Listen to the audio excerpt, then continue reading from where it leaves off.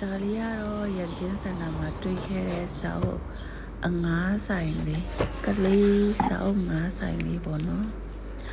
ဒီစာအုပ်အငါးဆိုင်ကကျတော့မီနီလိုက်ဘရီလို့ပြောရမှာပေါ့နော်အဲဟာသူတို့ရန်ကင်းစင်တာအပေါ်ထပ်မှာသူတို့ဖွင့်ထားတာတွေ့ရပါတယ်အမှကျတော့မဝင်ပြီးတော့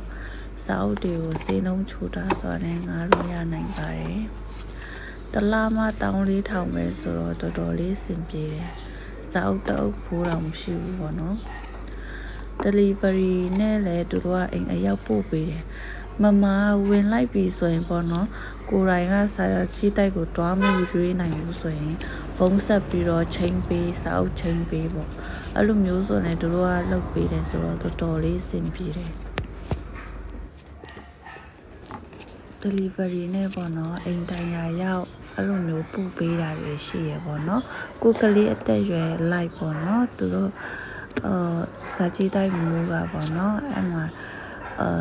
စာအုပ်လေးတွေပြန်ချိန်ပေးတာတွေလုပ်ပေးတယ်ပေါ့နော်8 ရက်တစ်ကြိမ်ငားတယ်ဆိုရင်အများဆုံး10 အုပ်လောက်တော့ငားခွင့်ပြုတယ်ပေါ့နော်အခုလိုမျိုးစာကြည့်တိုက်လေးတွေရှိတော့လေတော်တော်အဆင်ပြေ delivery နဲ့ပို့ပေးရင်တော့ delivery fees ကတော့ရှိရပေါ့နော်